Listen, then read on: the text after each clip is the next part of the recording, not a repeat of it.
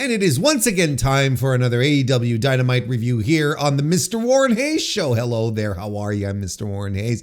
And it is Thursday, it is December 5th, which means we will be going over the December 4th edition of AEW Dynamite, December 4th, 2024, that occurred in Fishers, Indiana at the Fishers Event Center. This was a venue debut for the Fishers Event Center. 2,935 tickets were distributed in a setup of 3,330. That's a lot of threes. Great for alliteration and for practicing,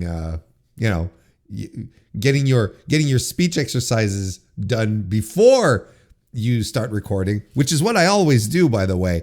I just don't like hit record and fire up, right? I warm up, I do vocal exercises. You can tell by the quality.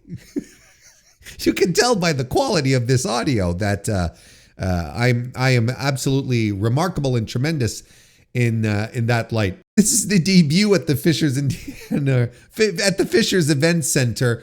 So just shy of 3,000. I would say that there's a very good chance that the final count might end up being higher. I think with the final count, they might actually break through they might actually break 3K. Considering, two things. First and foremost, this update was about practically a full day ago, and we haven't got the final tally over there on WrestleTix yet. So there's a chance that that the final number will be better, especially considering since at the time that WrestleTix put out this update yesterday, day of the show, it had estimated that 305 extra tickets had been distributed over the past 24 hours. Within a day, there were 305 tickets added to the total. So this is a trend that we've started to see.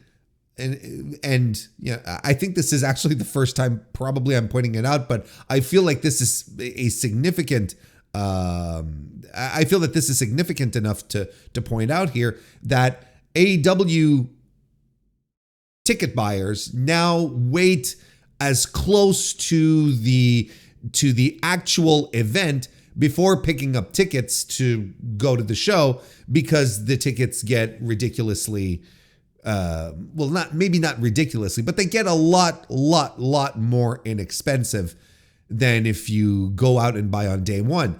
And right now, with the state that the product is in, we're not getting into that into that discussion, but if we can all at least agree on the fact that, for the sake of this argument here, if we can all agree that AEW is cold right now, there's no reason, there's nothing compelling you to go out and buy tickets on day one.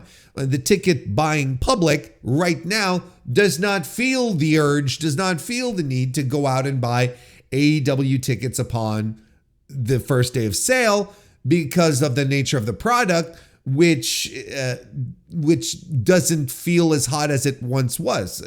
We talked about this recently here.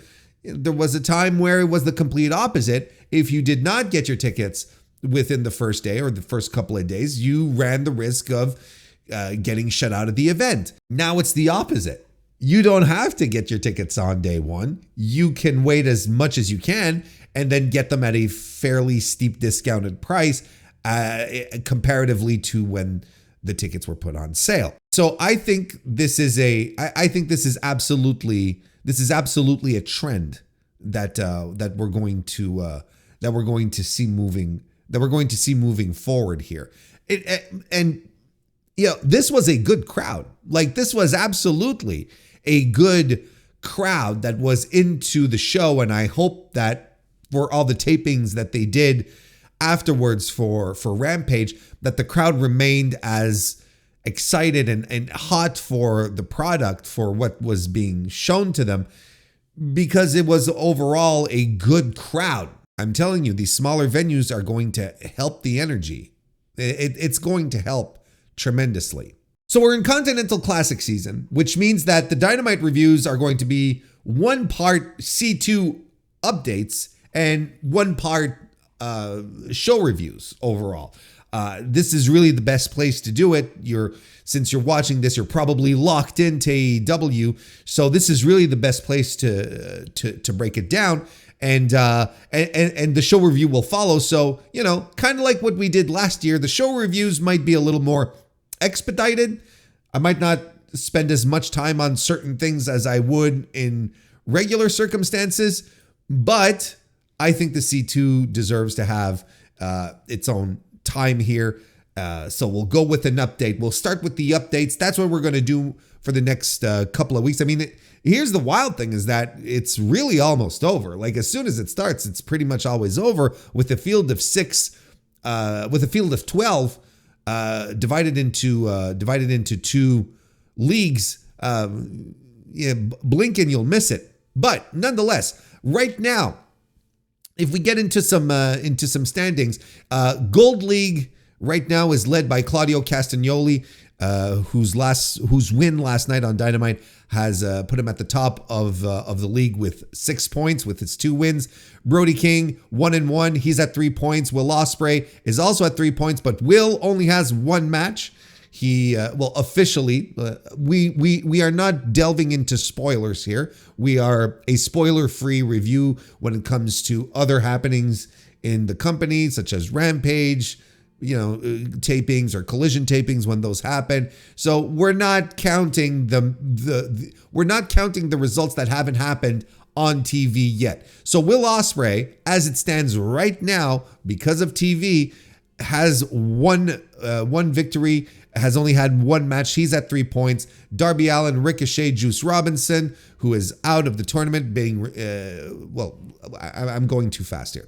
Darby Allin and Ricochet, both with a loss apiece. They don't have any points. Juice Robinson, of course, is out of the tournament because of his fractured fibula, if I'm not mistaken, and that can be good. And it sucks for Juice. We talked about it on the podcast this week. It's terrible for Juice. He just came back from injury, and now he's back out again. That really does suck. So you do have Commander taking the spot and inheriting, I guess, the 1 loss. So he's going to move forward. And like I said on the podcast, Commander coming in and taking this spot is, I think it's great. It maybe in some regards might be an upgrade because I'm excited at the prospect of watching Ricochet versus Commander. I'm excited at the prospect of Will Ospreay versus Commander. There's a lot of matches here that hang on, we're not going to get Will Ospreay versus Commander because I just realized, wait a second. No, that's not going to happen because Will Ospreay versus Juice Robinson already has happened. Dang it. There's one that we've got stolen. But, Darby Allin and Commander should be a lot of fun as well. Claudio and Commander is going to be tremendous. Brody and Commander is going to be I feel like it's, no disrespect to Juice, but this is a little bit of an upgrade. Commander is still going to lose all his matches. Here's what, this was a good choice because Commander is a guy who is going to take some L's and can take some L's without any issues. And Tony doesn't have to revisit his booking, right? A lot of people were like, well, just forfeit all of Juice's matches.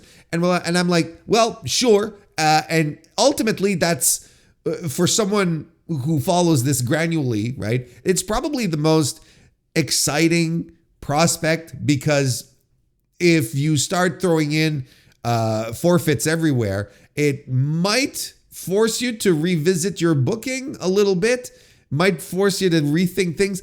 But in this case, I think Juice was absolutely brought in to take L's. Finishing with a 0 at the end was absolutely plausible to me. So he was a guy who was meant to take pins in this tournament, is what I'm trying to say. Commander coming in, doing that, he's in the same spot, and replacing him just means that the booking doesn't have to change. Like there's nothing that has to change. Commander, if you would swap both those guys out at the start of the tournament. Like let's say Commander would have been at the same spot as Juice was.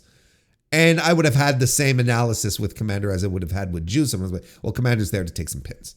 Commander's there to take some pins. And that's what's happening. Well, that's what's going to happen, I should say, because he hasn't wrestled on TV yet in the C2. So that's where we're at with the standings right now. Claudio is entrenched at the top, but a lot of people in this block haven't had their second match yet. Like, there's only 2 guys in the block, in the league. Get the G1 speak out of me. There's only 2 people in the league who have had 2 matches so far, and that's Brody and Claudio. Of course, after Rampage this week, that scenario is going to change and change massively, and we'll have much more stuff to sink our teeth into next week. In the meantime, over on the Blue League, Kyle Fletcher secured his spot at the top of Blue League with 6 points. He's the only guy in Blue League who has he's not the only guy who's had 2 matches. I was about to say something completely insane. Shelton Benjamin is the other guy who's had 2 matches in Blue League. He's still in second place with 3 points, despite having 1 win, 1 loss. Okada and Garcia had the draw. They're at 1 point apiece. And Mark Briscoe and the Beast Mortos are at 0. They both lost their opening matches, but again, like this, we're all going to even out. There's going to be actually quite a lot of matches happening over the next couple of days. Here's what I find curious, right? We had 2 Continental Classic matches happening on Dynamite, and now we've got we've had 3 of them happening on Rampage of all places, the Lame Duck Show. We're 3 matches happening on Rampage, and then we've got 1, 2. We got 2 more, right? Happening on that's right, 2 more happening on Collision. And I find it strange that we're stuffing a Rampage with C2 matches, especially if we consider that the Continental Classic is a rating success, and people tune in to watch. Well, why waste these on your show, which is going the way of the dodo in just a couple of weeks' time? I don't understand this one. It's a fascinating little thing. That being said, am I complaining? No, I'm going to still watch the matches. I'm still probably going to have a good time doing it. I'm just thinking from a business perspective, right? It's a little strange. It's a little strange. There's that we're doing this. No, and you know what? There's 3 matches. There's 3 Collision matches happening. 3 C2 matches happening on Collision. Look, this will naturally lead me into my next point here, is that Tony seems to be setting up he set up a lot of matches for the Continental Classic over the next couple of weeks. We have a better perception of of what's coming up for whom, essentially. So, like we mentioned, on the 6th of December, we have 3 matches happening. We're having Kazuchika Okada versus Mark Briscoe. We're having Daniel Garcia versus Beast Mortos. And we have Ricochet versus Commander. Ricochet versus Commander on Rampage is like bananas to me. Like, I feel like that's something you put on your main shows, but yeah. So we've got those 3 matches happening. So again, these are all guys who are still except for Fletcher. These are, I'm jumping ahead, but these are all guys here, Mortos, Briscoe, Commander, Ricochet, who are all still at 1 point, at 1 match. So that'll be good. That'll help even out the playing field a little more when it comes to standings. Darby Allin is getting his second match the practice. Well, 10 days after his first. He's had a tremendous repose here. He'll be wrestling on December 7 on Collision, where he'll be taking on Commander, which should be a lot of fun. And also on the 7th, we will have Mark Briscoe versus Daniel Garcia, and Kyle Fletcher versus Kazuchika Okada, which is, I'm kind of shocked that they're doing it this soon, because I thought this was going to be the last match of the block, or the league, excuse me, and would really help define who was going to be number 1 and number 2. But we're doing it now. So what this means to me, here's how I think this is going to go. This is what, considering that we have 3 matches left after, well, Kyle is going to have 2 matches left and Okada is going to have 3. So Kyle, this is ostensibly Kyle Fletcher's biggest hurdle to winning the league for the rest of the tournament, right? After that, he's going to, all that's going to be left for Fletcher is going to be Daniel Garcia and Mark Briscoe, whom technically speaking, he should both beat. Especially after last night's Dynamite, where we saw that Fletcher doesn't give a shit and he's ready to cheat to get a win. Like he doesn't care. He's ready to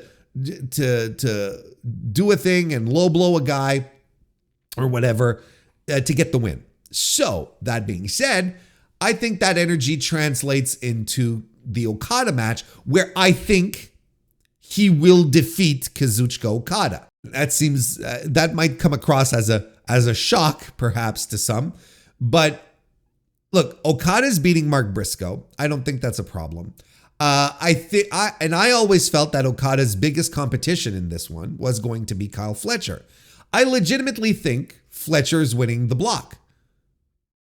I think Fletcher is winning the block. I think they're going to do something where I think what we're going to end up having is Kazuchika Okada pulling himself up after this and then beating everyone left in the tournament. So he's going to beat Mark Briscoe, like we said, and then he's going to beat Shelton Benjamin, and he's going to beat Beast Mortos, which would mean then that he would get like 9, he'd have 10 points, right? He would end the tournament with 10 points. He'd have 3 victories, 9 plus the draw, that's 10 points. And the way things are set up right now, Fletcher just might end up getting having a perfect score here. And I think that makes for a compelling story for the semifinals if Fletcher is in number 1 and Ospreay's in second place. He's the runner-up of Gold League. I think then it gets really interesting, because the question is, who can stop Kyle Fletcher? If Kazuchika Okada can do it, who can? Well, then it's got to be Will. I mean, there's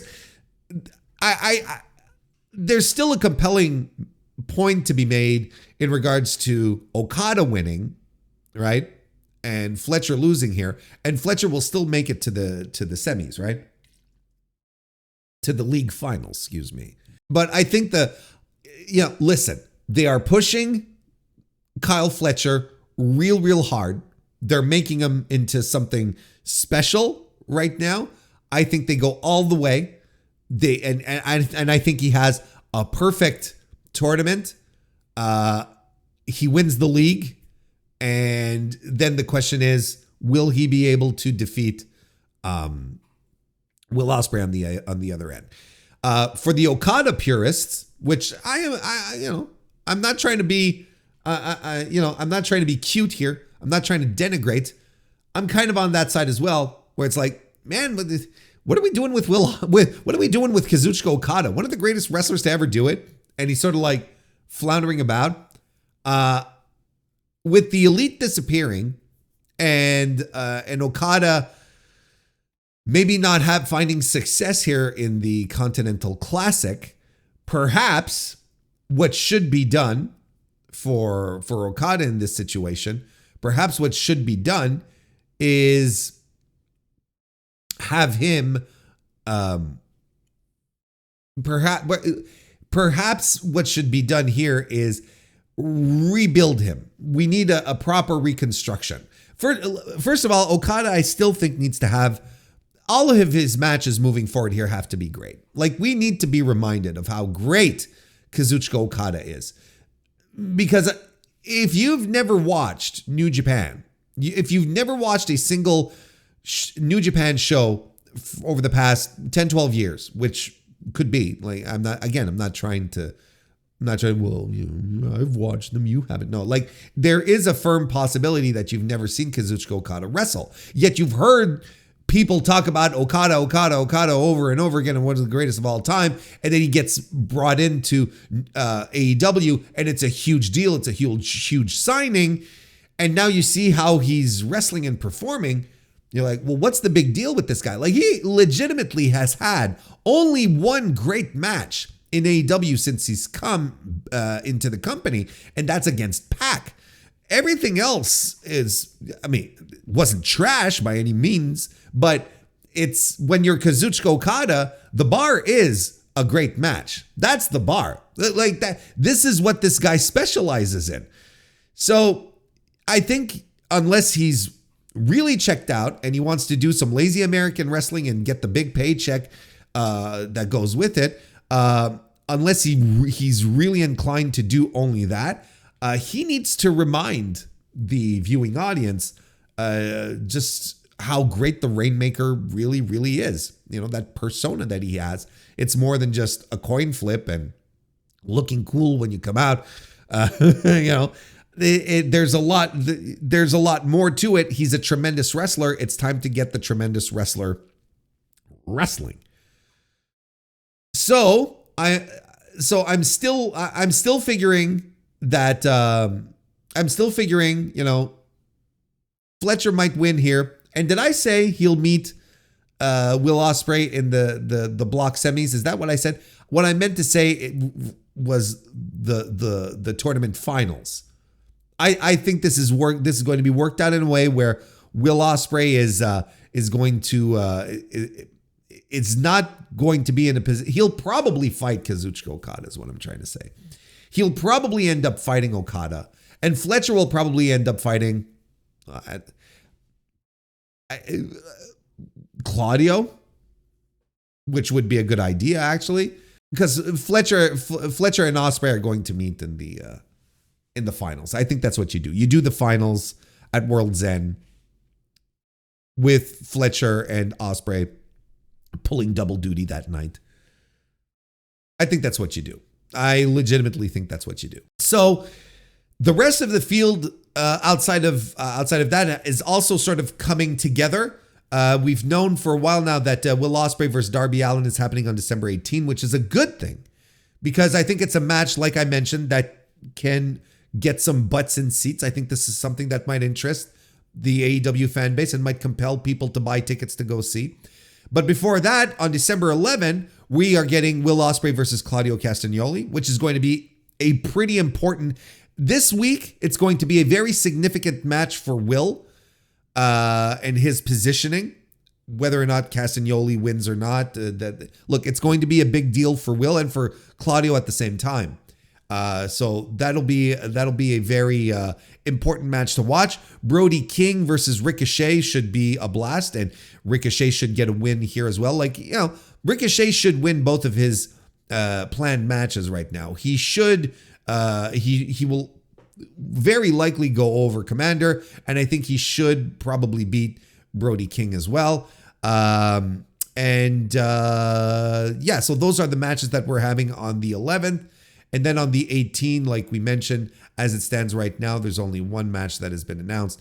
Darby Allin versus Will Ospreay.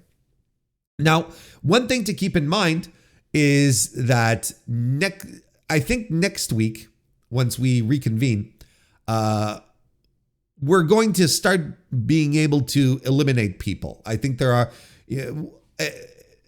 probably next Wednesday, there's going to be stuff that will have happened that we will be able to objectively take a look at, and we'll be able to start eliminating people. Considering that there are only, in a lot of cases, there's only 3 matches left. And after Rampage and Collision this week, Some guys are just going to be left with 3 matches, like I said, or 2. The wins are going to be crucial at this point if they want to stay alive. So next week, there will very likely be some soft eliminations, maybe even some outright eliminations.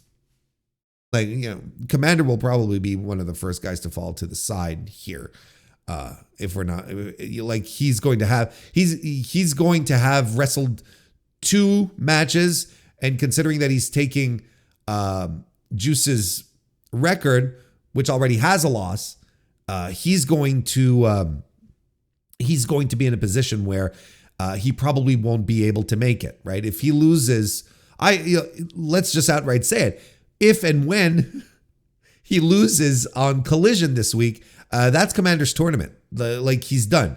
Because he's only going to have the opportunity to score 6 points. And Claudio already has 6. And he will likely gain at least 1 more win. Will Ospreay will unquestionably gain more, but right now, just with if Commander wants to stay alive in this tournament, he has to win at least one of his next 2 matches, and that's highly unlikely. That's highly unlikely. So yeah, that's where we're at right now on the Gold League side. Give you a little boost right now, a little incidents, a little insight. Why did I say incidents? That doesn't make any sense. That makes no sense, Warren. What the hell are you talking about? And I thought that the matches on Dynamite last night were, again, very good. I thought they were very good. I don't have much to complain about. Like, I get, but we have not had the great match yet. So this is a big difference from the C2 last year, where at this point in the tournament, we've already had great matches. Here, we're on the cusp. We're close. Some really, really good matches, but we haven't had any great ones yet. But still good tournament going on. Just to give you, well, that's it. No, we've talked about. Well, why don't we talk about the C2 matches themselves? Since we're still on it, we had Kyle Fletcher taking on Shelton Benjamin in the Blue League. I thought this was tremendous. I love the story they told in this match. I am so close to giving this a 4. You know what? I'm going with it. I'm giving this 4 stars. But it's on the low end. It's a low end 4, but I liked it more than 3 3/4. I'm so very close. I thought this was a blast. Kyle coming in, teasing the Zbyszko 7-minute stall. I thought that was tremendous, and he was getting heat. And boy, did that crowd was not into Kyle Fletcher's shenanigans. They did not like the guy, and that is proof that this heel turn is working. And this is proof that Kyle Fletcher is doing the work to get himself over as a heel as well. These people disliked him so much that in this heel versus heel battle, they babyfaced Shelton Benjamin. That's how much they didn't like Kyle. They had to weigh their options. And they were like, which one of these guys do we dislike more? Oh, it's Kyle Fletcher. So the other guy we're going to root for, because we really don't like Kyle Fletcher. I thought that was great. And Fletcher's being cautious. He's being, he's not running in here. He doesn't want to do any mistakes that happened when, with Mark Briscoe. He knows Shelton's a gold standard. He's a grade A athlete. So he's careful, but Shelton gets him at some point, gets the first big move of the match, and he sort of dominates Kyle in this match. He just beats him up on the floor. They do some back and forth stuff, right? And Kyle hits a Michinoku driver, but Benjamin ties him up in submissions, and the crowd is on their feet for the submission, for the submission, right? The sort of the Indian deathlock type of pullback grip that he was doing. Crowd was so into this. Benjamin does the Germans. He's throwing Kyle around, and Kyle is not a tiny dude, right? He's not a small guy. He's not the biggest guy. He's not a Brody King, but he's not a small dude either. And Kyle, he just sneaks the win by hanging onto the ropes. Referee doesn't see it. He gets the job done. And I saw some people be very, very low on this match because we're like, oh, he can beat Will Ospreay, but he has to sneak a win here to beat Shelton Benjamin. Well, the fact is, look, you can tell this story multiple ways. Maybe Kyle Fletcher got a little too big for his britches here. Maybe he underestimated Shelton. Maybe he had a game plan, but Shelton's game plan was better. And on this night, Kyle had to cheat to win. And I don't mind this. I thought the finish was great. And it establishes for the rest of the tournament and in his character as well, that Kyle Fletcher is he's going to do whatever it takes to win. And, if it means cheating, well, he'll go ahead and cheat. I thought this was tremendous. Let's go with 4. But I'm good. 4 is usually when I talk about great matches. I don't know if this is great. Like, it's a 4. It's a low end 4. Am I going to have to start adding in little asterisks and little footnotes to my ratings? Like, it's a 4, but then you put a little exponential 1 that refers, it takes you down. So, Warren did say that. Warren did say that he did not think that this was a full on great match. It's a low end one. But I enjoyed the story so much. Like, I thought the story was tremendous. I thought that what they were trying to do here succeeded all the way to the finish. And I thought that the action was good. Shelton Benjamin is, look, again, I at some point I just gotta move on, but I cannot underscore how much of an L I have to take when it comes to the Hurt Business. They've been tremendous. They've been a tremendous addition to AEW, and Shelton has been phenomenal. I think Shelton is going to have a very good tournament moving on. And if there's one guy who could spoil Will's tournament, I think it's either one of two guys. It could be Shelton or it could be Claudio. Could be either guy. So as we mentioned, Kyle Fletcher is at 6 points. And the other, so this was, of course, Blue League, and we had in the main event the Gold League match where Claudio Castagnoli defeated Brody King. I love this too. I thought this was so much fun. I thought it was so much fun. King early on, sort of hurts his arm and his chopping arm. Where Claudio works at it for the majority of the match. He yanks at it and so on and so forth. But it doesn't prevent Brody King from using his arm to chop the living shit out of him, nonetheless. And just use it for also it. And I liked it because it's Brody, because how he's presented, he just comes across as a beast.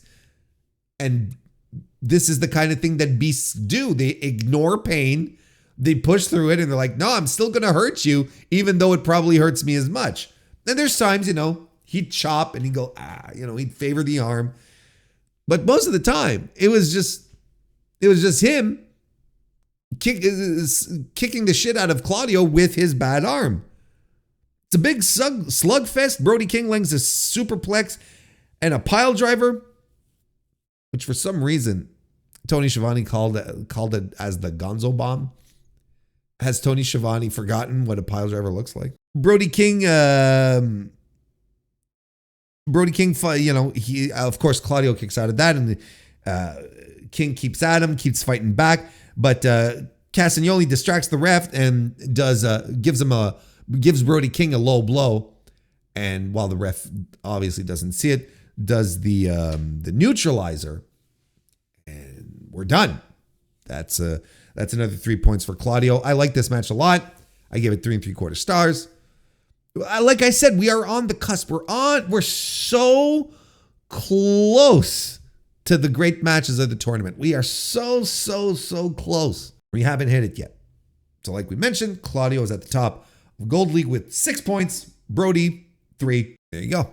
Let's move on to the rest of the show, which actually opened up with a recap of this year's Continental Classic so far, which I liked. I thought it was a good video. In fact, there were a lot of video packages on Dynamite last night. A lot of stuff. Let's go back and remember, and let's revisit the feud between so and so. There were a couple of those. Is it attracting more fans? Is it done? Is this working now? Have all the people who never watched an AEW show because there were no video packages explaining everything? Where were they? Are they there? Are they there now? I'm being facetious, of course, but I did nonetheless really like the Continental Classic video that they did. It just gives it that little extra boost, right? It's like, okay, we're starting to show Continental Classic. These are the league standings. This is what happened so far. Okay, fuck, it's good, and it's all through the storytelling and big, big titles appearing on screen. Like, I liked it. I thought it was super effective. So we opened up with Kyle Fletcher versus Shelton Benjamin. We already covered that. Next, we get Hook, who comes to the ring, says, he's calling out Nick Wayne, said he'd rather fight his father, Christian Cage, in New York, promising to leave him in a state worse than Taz is in. And then the Patriarchy come out and they go for Hook. Hook, of course, gets overwhelmed, and there you go. Hook's left hand gets concertoed. So I wonder if that will come into play in later matches. Renee Paquette is with Mercedes Moné backstage. It was pretty fine. It was all right. Basically setting up the idea that Anna Jay is getting into Mercedes' business. Mercedes doesn't care about that. Back from the commercial, we had the Hurt Syndicate, who are very upset that Shelton lost. Very upset. Like, MVP's like, I'm not mad, man. I'm disappointed. Yo! So then what happens? Well, Shelton bumps into Production Geek and beats him up. So, as it should be in the business. And then Bobby Lashley comes to try and pull him off to say, calm the fuck down, But then security comes in to break all of this up. And then Lashley goes after security. And then MVP comes in swinging his cane. And at the end, they all bonded, over beating geeks up. Now, MVP's like, yeah, that's what we do. That's what we do here. He seems like, yeah, this is all we needed, guys. We just needed to kick some geeks, beat up some geeks as a family. That's how we bond. Next, we had the Dynamite Dozen Battle Royal. This was absolutely the low point of the show. It was obvious, right? Last week that Adam Cole and Kyle O'Reilly were going to fight for the right to fight MJF for the Dynamite Diamond Ring, right? It was obvious that it was going to be those two guys who were going to win. When we come back from commercial and the ring is full of jabrones, and then you see Adam and Kyle O'Reilly is in there without an introduction. And Adam Cole then comes out, and you look at the field, right? You look at who's there. You got, You've got the Top Flight, all four of them. There's four of them, you know. So you have the Butcher. You have the Butcher, who, by the way, we have to point this out. Tony Schiavone, God, I love him so much, but sometimes the Butcher, who has had tremendous successes in battle royals in AEW, he hasn't won a single one. He hasn't won a single battle royal. Now, can we stop with this Butcher angle where we're talking about him being successful? Let's say, oh, he's a force to be reckoned with in these battle royals. You got to be careful because early in matches, when these things kick off, he has high elimination rates. Even though he never wins a battle royal, he eliminates a lot of guys. Let's talk about that instead of trying to put him over like he's some battle royal force, is he never wins them. He never, ever, ever wins them. Got to stop with that. But look, all the geeks are in the ring. You look at the setup and you're like, okay, well, if it wasn't clear for you before who was winning, it's got to be clear now. Like, these are all geeks. These are all lower mid-carders that are in this just for shits and giggles, right? This was bad. This was not good.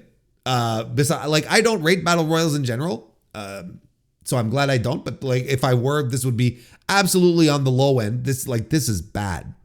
It was not good. I guess the story is that there's dissension within the Top Flight people, Leo Rush and Action Andretti, knocking out the Martins from the Battle Royal, and Lily Gray was like, oh my God, because they're all supposed to be friends, or I don't know. And then the final four is Adam Cole, Kyle O'Reilly, and Brian Cage and Lance Archer. So basically two sets of friends. And Cole and Riley eliminate Cage and Archer simultaneously in stereo eliminations. So that ends that, and then they argue after. And again, the Adam Cole stuff continues to be a low point of Dynamites. We get a nice, cute, fun, little spooky Julia Hart vignette. She's straight up calling out Jamie Hayter, and which ends with a picture of Jamie Hayter getting an arrow right in the throat, like right straight in the throat. Holy shit! Like this, if Julia Hart's gimmick now is that she stands at the top of the ring and she's got her bow and quiver, and she starts like uncorking arrows to people on inside the ring, and they have to start ducking. They're running for their lives. It's like the fucking arrows from Lord of the Rings when they're taking over the keep, right? You see all the cloud of arrows coming over. Like, if that's that kind of shit, that'd be tremendous. Was that Lord of the Rings? Was it Lord of the Rings, or am I confusing with something else?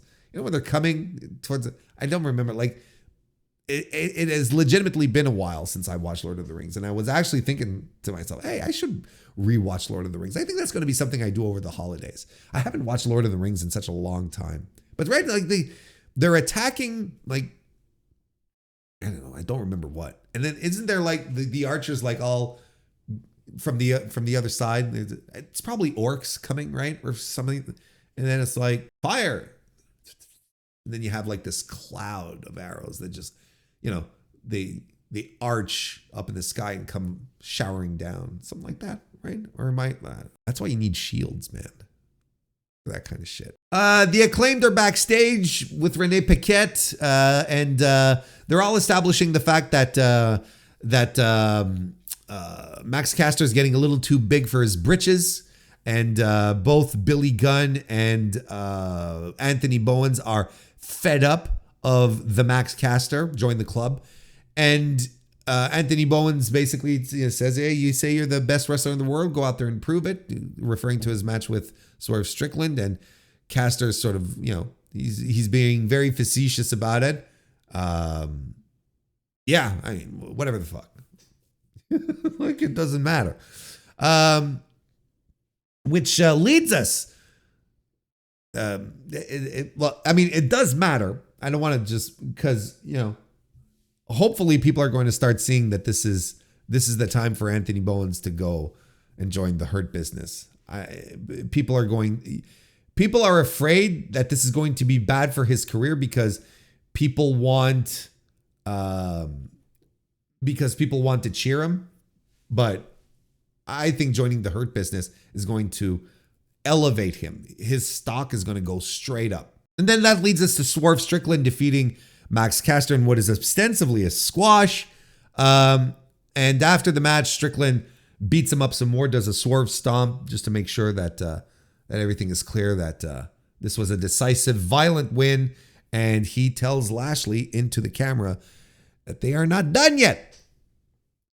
I'm shocked.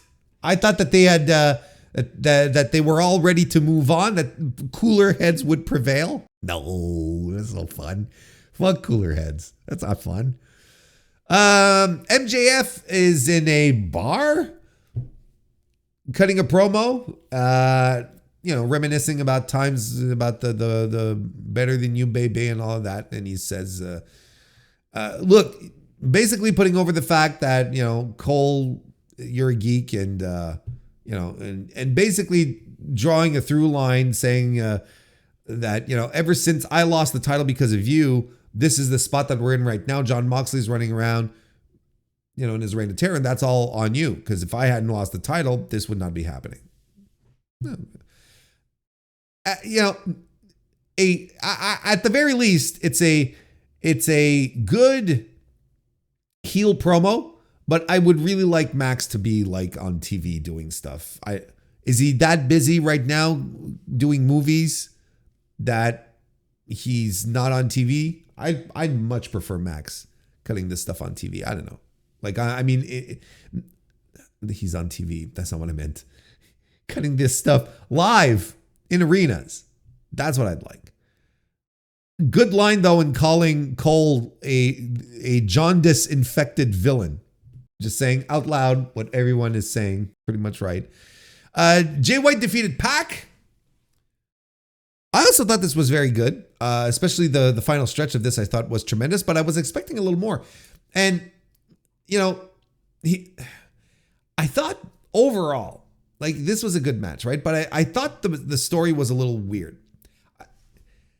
Pac sort of got owned throughout this entire match. And again, I get it because they're establishing Jay White as a top contender. Like, Pac was going to lose this match, okay?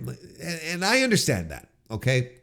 Because they're establishing Jay White as a guy so that when they finally announce the four-way or whatever it is they're doing, we're going to talk about that in a second, whatever it is they're doing at World's End, they want Jay White to come across as a threat.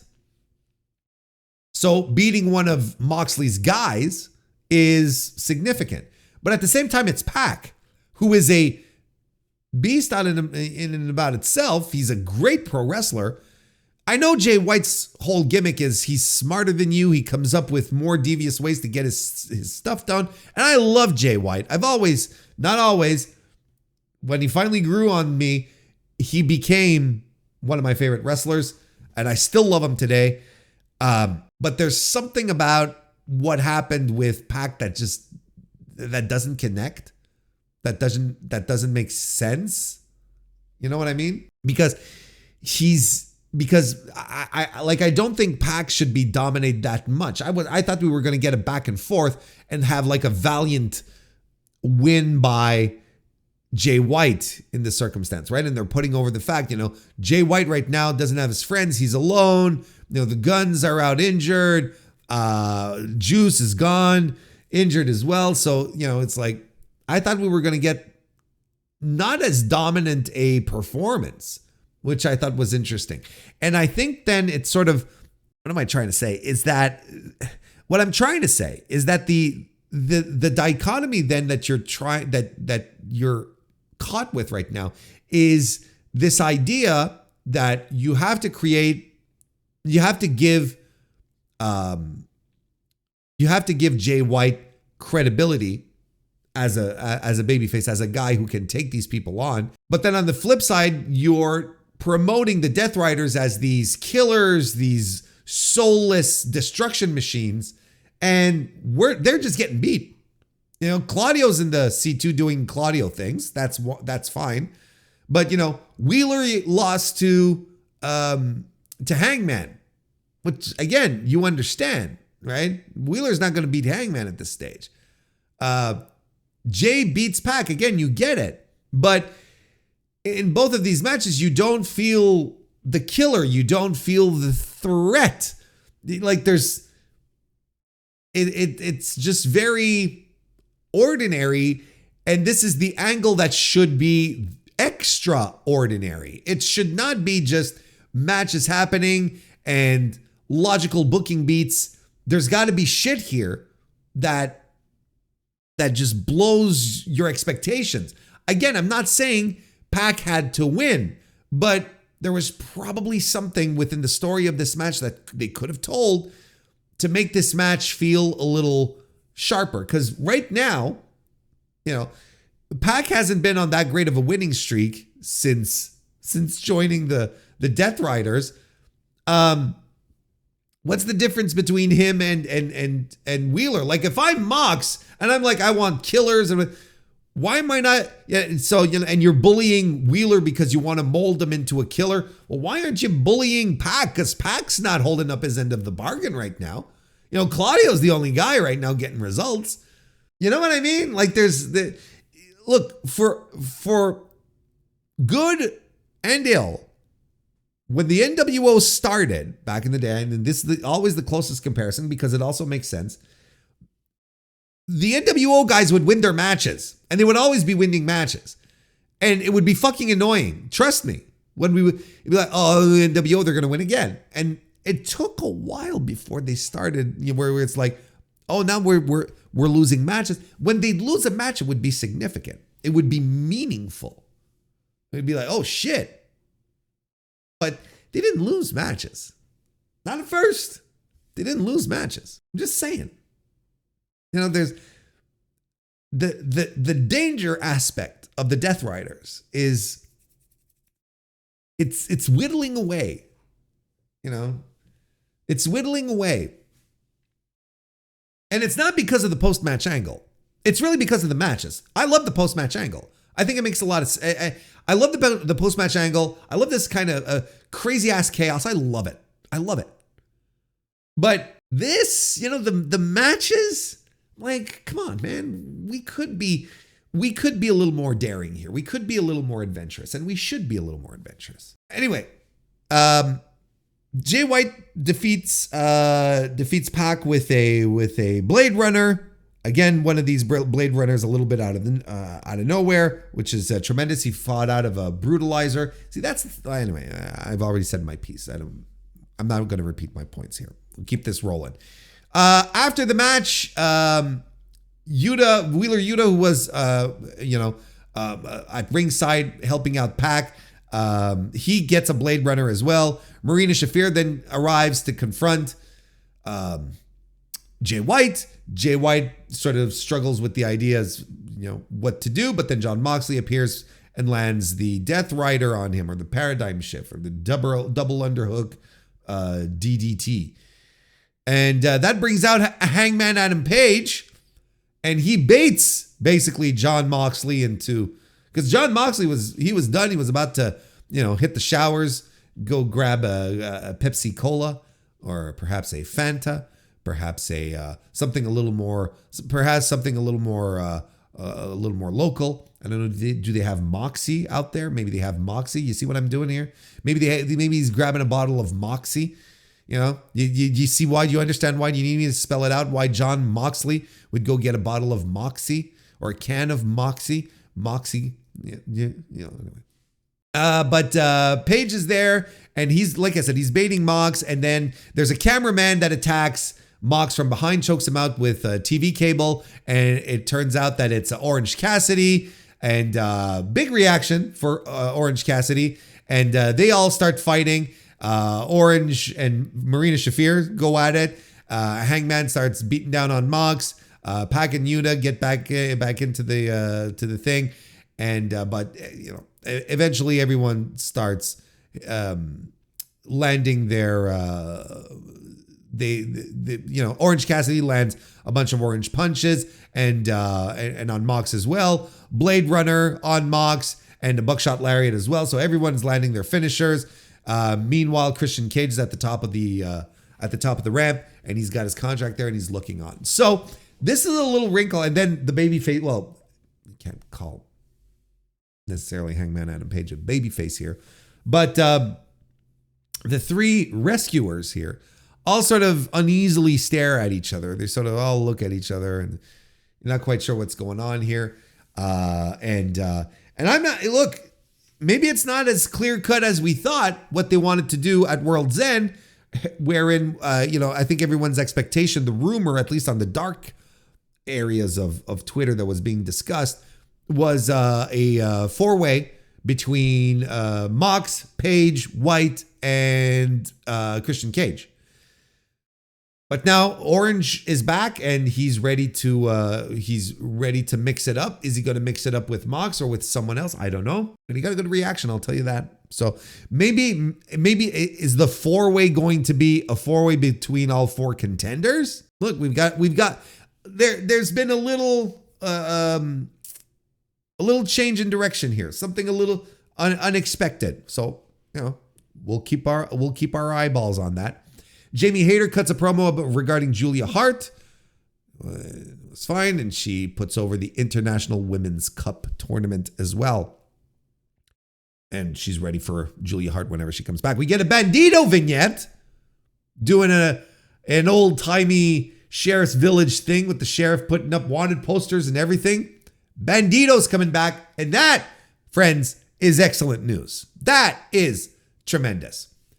As opposed to Anna Jay versus Penelope Ford, that was not tremendous. I think Penelope Ford is bad. I think she's bad.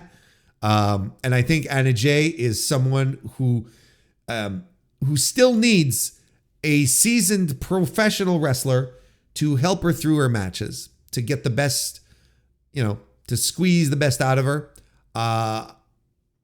And I don't mean this necessarily, absolutely not disparagingly. That's fine, actually. Sometimes you need to, that's just how it goes. So Mercedes Moné comes out after the match. Well, Anna Jay calls her out, and Moné comes out, and Moné cut a nice little fiery promo, and it wasn't stilted. I like this. It wasn't stilted. It wasn't contrived. It was just her talking shit. And I was like, all right, why can't we get this Mercedes all the fucking time? Why can't we get this all the time? And she basically says, go out and do something. You've been in this business for how long? She's telling Anna Jay this. Who are you? Go do something. And Anna Jay's like, something like this. And she slaps her across the face. And Mercedes is shocked. And that's setting up a title match for next week for Winter is Coming, I believe. Then we get a sit-down interview with Mariah May and Renee Paquette, where Mariah basically says very evil things. And she says she's giving Mina Shirakawa a title out of pity. And then Mina shows up with a bottle of champagne and threatens to, you think she's going to crack it across Mariah's face, but instead she gives it to her and she says, why don't you do it to my face? Winter is Coming. So we're probably going to get that match at Winter is Coming. Well, likely. I think it's booked, right? I think it's booked. It doesn't look, it's fine. I don't recall. But I like this promo again from Mariah. She kind of batted 2 for 2 for me. The other promo that she did, in the interview room where she cracked the bottle across Mina's head, and now this. Now I like this Mariah. I like that now. Like she's conniving and evil. She's just like a purely spiteful person, and there's no more nonsense. No, we're not focusing on how glamorous she is. No, she's just a bad person. She's just a bad egg. She's just a bad egg. You have the good eggs, you have the bad eggs. She's a bad egg. I just like, sometimes you don't have to go any further than that. Just find the bad egg and use the bad egg, and she's a bad egg. How many times can I say bad egg in one review? Well, I think put up a counter and we'll Let me know in the comments how many times I said bad egg, including this time right here where I said bad egg, and that time as well. We should include it as well. But look, I still think her title reign overall has not been good. But maybe not too late to salvage the thing. Maybe she's in an environment with one of her friends and Mina Shirakawa and she's feeling very good about it. Maybe she's just getting confidence. Maybe she just found her vibe. Maybe she just found the thing, right? I'm not screaming at the top of my lungs that suddenly it's a complete 180. We'll see what happens over the next few, but these, as opposed to many other of our other promos, this was good. This was good. Her past two promos, her pre-tapes have been good. I don't know what to tell you. They've been good. There you go. And then we had the main event, which we already talked about. So that's your review. That's your Dynamite review for this week. Hope you enjoyed it. Hope you had a good Dynamite. There's a lot of people running around calling this a great Dynamite. I wouldn't say that, but I liked it. I thought it was good. I liked it. Lots of wrestling, minimal nonsense again. I think there's just a lot of stuff that happens, like I said, the Pac Jay White match, just stuff happening. And they're like, couldn't there be a little more? Couldn't there be a little more oomph? Get me invested, make me feel kind of thing. But we're close. And for the Continental Classic, talking about close, the great matches were so close. So this is not even close to being a bad Dynamite. Not even close. But it's not a great one, but it's a good one. I enjoyed it. And I hope you enjoyed this review as well. Leave a like on the video if you're watching this on YouTube, or a 5-star review on Apple Podcasts, or a 5-star rating on Spotify. If you're listening to this on the Thursday, I will be back tonight for the Thursday night stream. If you can't make it, that's fine. You can watch it later or join us on another occasion, and subscribe to the YouTube channel to make sure you don't miss out on these streaming moments. Otherwise, I'll be back with the Mr. Warren Hayes show next week. So hopefully you will all have a great rest of your week. Go watch some Randy Orton and get back to me, and I'll see you next time.